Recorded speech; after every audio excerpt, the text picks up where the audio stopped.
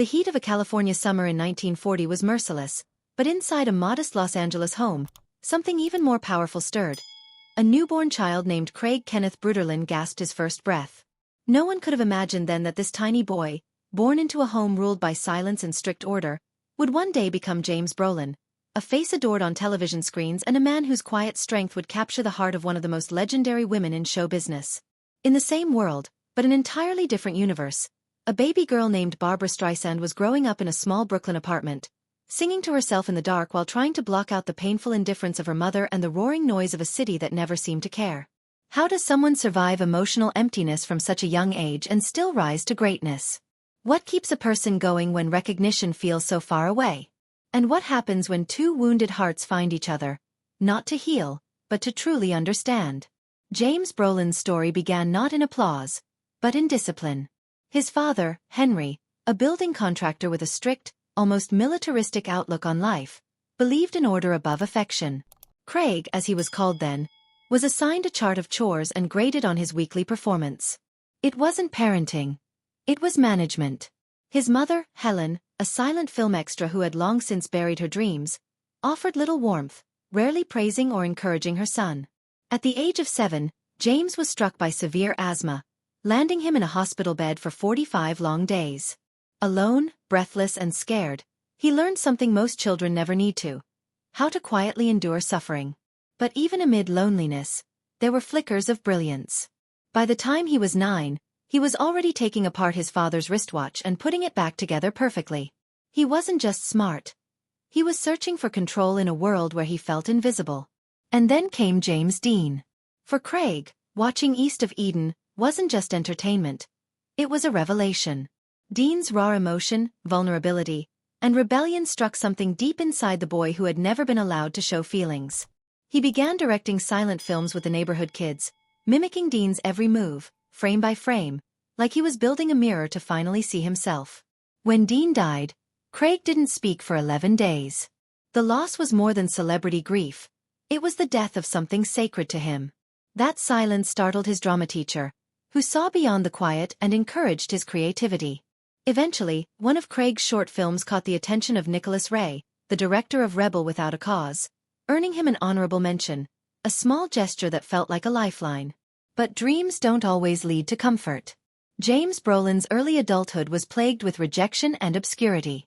Handsome and hungry, he roamed the Hollywood landscape without a map, sleeping in his Volkswagen Beetle behind a 7-Eleven, eating cold canned beans, and repeating Shakespearean lines to himself like whispered prayers. He questioned his very existence, wondering if he mattered at all. Then one night, while rehearsing lines late at Universal Studios, a janitor overheard him and offered help. A moment of grace in an otherwise unkind world. A screen test followed, leading to a recurring role on a medical drama, enough to keep the dream alive. His big break, ironically, came not through acting but by fixing a Universal executive's car. That act of kindness landed him the role of Dr. Stephen Kiley in Marcus Welby, M.D. The part won him a Primetime Emmy and made him a household name, but even success didn't bring peace.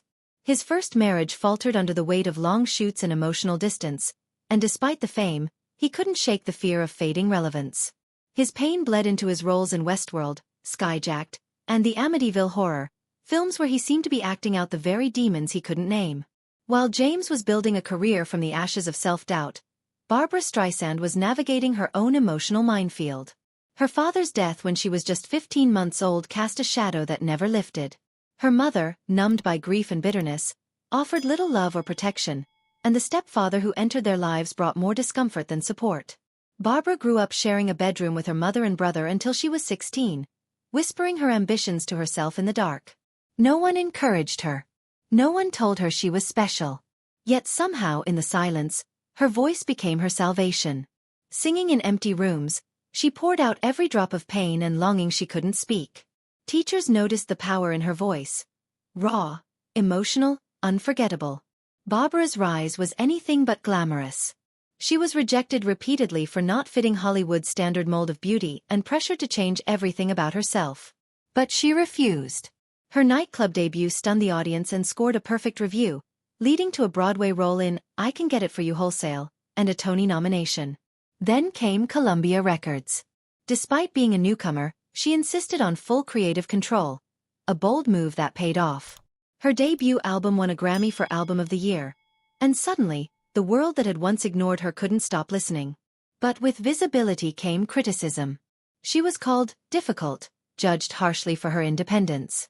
Still, Barbra kept pushing boundaries.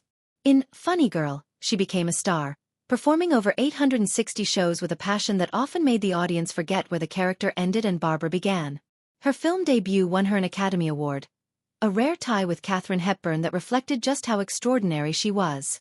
Barbra's success was never easy. For every win there was a battle.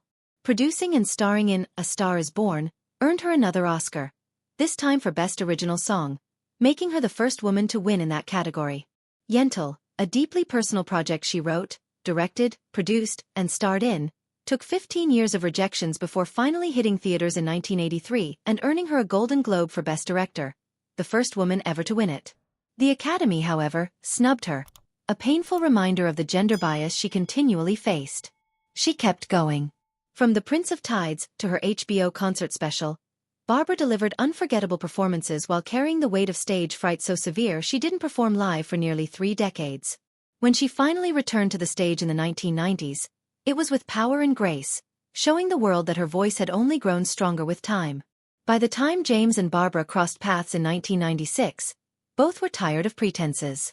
Barbra had endured 28 unsuccessful dates, and James was about to meet someone else when fate, or perhaps just timing, brought them together. Their first conversation wasn't filled with sparkles or fireworks, but honesty. Real, unfiltered honesty. That's what made it matter. James didn't chase her with grand gestures. Instead, he showed consistency, love, and a level of patience few people possess. It took 3 proposals and a heartfelt 24-page letter before Barbra said yes. Their wedding in 1998 wasn't some lavish Hollywood affair. It was intimate, heartfelt, and deeply personal. The $1.4 million price tag wasn't about spectacle. It was about creating a sacred space for 2 people who had finally found peace in each other. For James, their marriage brought a kind of healing he'd never known. Decades of insomnia disappeared in the nights leading up to their wedding. For Barbra, it was a safe space where she could create without being judged. She even composed a song for their ceremony, and James learned to play one of her lullabies on the piano. A quiet, intimate gesture that meant everything. They kept separate bank accounts but shared everything that truly mattered: love, respect, and time. Their $35,000 custom-made mattress, which they lovingly called their boardroom bed, wasn't just a place to sleep. It was where they made decisions, wrote together, and sometimes just held hands in silence. Over 425 nights in a row, they shared time without interruption. Solving puzzles, talking, and walking through disagreements with kindness instead of conflict. Their love was not built on dramatic declarations but on showing up, every day, even when it was hard. Barbra's activism thrived during this time, especially her campaign for women's heart health, which helped reduce cardiovascular deaths among women.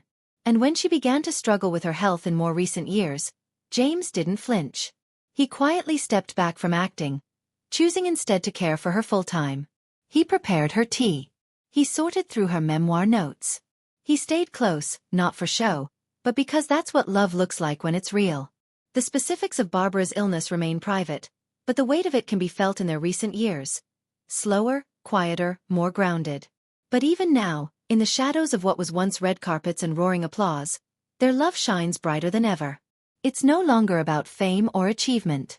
It's about presence, patience, kindness, and the everyday choice to stand beside someone not just when it's easy, but when it's unbearably hard.